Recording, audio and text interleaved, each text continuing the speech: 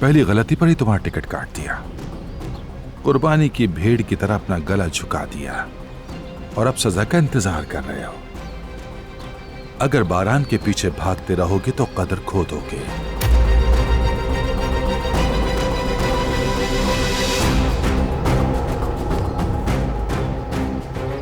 अपनी हैसियत पहचानो फरात, वरना तुम इसी तरह अकेले इस आग में जलते रहोगे।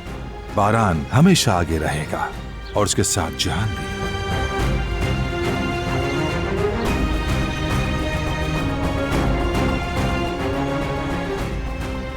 आप बुराई को कभी नहीं छोड़ सकते।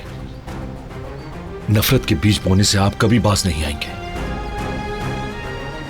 आपने सब जानबूझकर किया, सारी प्लानिंग आपकी थी। आपकी हमेशा कोशिश रही कि वो मुझसे नफरत करे। बचपन में जब भी मैंने बारान का दिफा किया, जब भी मैंने उसे बचाने की कोशिश की, जब भी कभी हमारी दोस्ती ज्यादा होने लगी, मुझे मार पड़ी। आपने ऐसा क्यों किया बाबा? इस शदीद नफरत की वजह क्या थी?